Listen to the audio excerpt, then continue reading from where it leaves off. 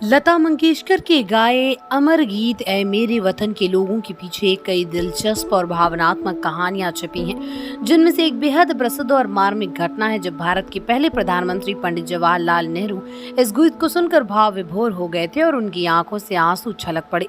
ये गीत आज भी भारतीयों के दिल में विशेष स्थान रखता है और इसकी हर एक पंक्ति देशभक्ति से ओतप्रोत है। आइए इस गीत से जुड़ी इस ऐतिहासिक घटना और भावनात्मक पलों की गहराई से पड़ताल करें। साल 1962 में भारत चीन युद्ध हुआ था, जिसने पूरे देश को गहरे शोक और चिंता में डाल दिया।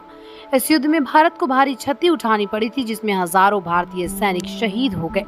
युद्ध के बाद देश भर में शहीदों के सम्मान में कई कार्यक्रमों का आयोजन किया जा रहा था। ऐसे ही एक मौके पर भारतीय संगीत जगत के दो महान कलाकारों कवि प्रदीप और संगीतकार सी रामचंद्र ने मिलकर एक विशेष गीत की रचना करने का निश्चय किया। कवि प्रदीप ने इस अवसर के लिए एक ऐसा गीत लिखा जो देश के वीर सैनिकों की शहादत को सम्मानित करता और देशवासियों को प्रेरणा देता। गीत का शीर्षक था ऐ मेरे वतन के लोगों। इस गीत के बोल एक भावनात्मक यात्रा की तरह थे, जो युद्ध में शहीद हुए सैनिकों के प्रति कृतज्ञता और देश प्रेम की भावना को प्रकट करता था। इसे संगीतबद्ध करने की जिम्मेदारी दी गई कई संगीतकार श्री रामचंद्र को, जिन्होंने इस गीत को धुन दी। हालांकि शुरुआत में लता मंगेशकर इस गीत को गाने के लिए थोड़ी असमंजस में थी, लेकिन प्रदीप और रामचंद्र के आग्रह पर उन्होंने इस गीत को गाने के लिए हाँ कर दी और ये फैसला सही साबित हुआ, क्योंकि लता जी की आवाज ने इस गीत में जान डाल दी और इसे अमर बना दिया। गीत का प्रदर्शन और जवाहरलाल नेहरू की प्रतिक्रिया 26 जनवरी 1963 को गणतंत्र दिवस के अवसर पर दिल्ली में एक बड़ा सांस्कृतिक कार्यक्रम आयोजित किया गया। इस कार्यक्रम का आयोजन शहीद सैनिकों के सम्मान में किया गया था और इसमें कई जाने माने कलाकारों ने अपनी प्रस्तुतियां दी। इसी अवसर पर लता मंगेशकर ने ऐ मेरे वतन के लोगों का लाइव प्रदर्शन किया। ये कार्यक्रम बेहद प्रतिष्ठित था और इसमें पंडित जवाहरलाल नेहरू स्वयं उपस्थित थे।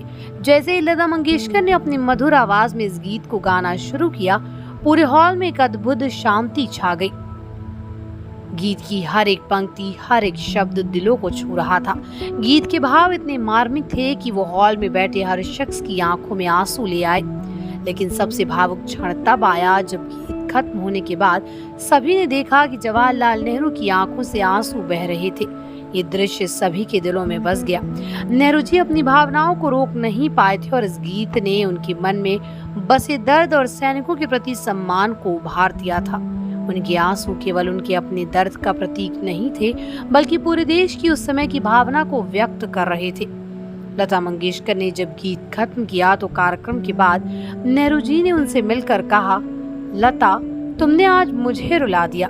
ये साधारण सा वाक्य था, लेकिन इसके पीछे छिपी भावना बहुत गहरी थी। नेहरू जी, जो अपने दृढ़ता और साहस के लिए जाने जाते, उस वक्त पूरी तरह से गीत की भावना में डूब गए थे। ये गीत सिर्फ संगीत या शब्दों का मिश्रण नहीं था, ये उन शहीदों की वीरता और बलिदान की कहानी थी, जिन्होंने देश की रक्षा के लिए अपनी जान दे दी। नेहरू जी का ये संवाद इस बात का प्रमाण था कि गीत ने न केवल उन्हें ही नहीं, बल्कि देश के हर व्यक्ति के दिल को छू लिया। ये गीत युद्ध के घावों को ताज़ा कर रहा था, लेकिन साथ ही ये देशवासियों को एकजुट कर रहा था और उन्हें याद दिला रहा था कि उन्होंने कितनी बड़ी कीमत चुकाई है। ऐ मेरे वतन के लोगों गीत ने पूरे देश का पर गहरा प्रभाव डाला। ये न केवल शहीद सैनिकों के प्रति सम्मान व्यक्त करता है, बल्कि देशभक्ति और कर्तव्य निष्ठा की भावना को जागृत करता है। लता मंगेशकर की सुरीली आवाज, कवि प्रदीप के अर्थपूर्ण शब्द और सी रामचंद्र की मधुर धुन ने इसे एक कालजयी गीत बना दिया। ये गीत जब भी बजता है, हर भारतीय का सीना गर्व से चौड़ा हो जाता है और आंखों में आंसू भर जाते हैं। इस गीत के बाद से लता मंगेशकर को एक नई पहचान मिली। उनकी गायकी की गहराई और भावनात्मकता ने उन्हें भारत की आवाज बना दिया।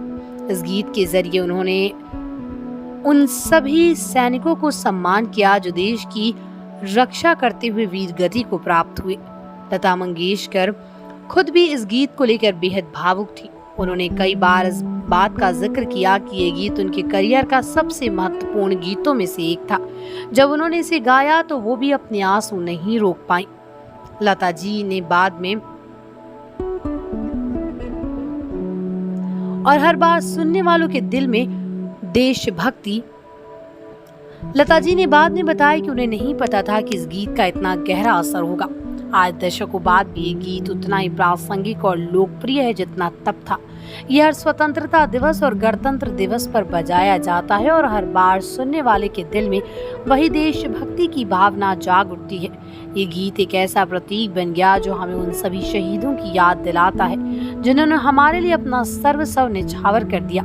लता मंगेशकर का "ऐ मेरे वतन के लोगों" सिर्फ एक गीत नहीं, ये उन जज्बातों का प्रतिनिधित्व करता है जो एक राष्ट्र अपने शहीदों के प्रति महसूस करता है। जब पंडित जवाहरलाल नेहरू इस गीत को सुनकर रो पड़े तो उन्होंने अपनी आंखों से उन अनगिनत भारतीयों की भावनाओं को व्यक्त किया जो अपने सैनिकों के बलिदान को याद कर रहे थे।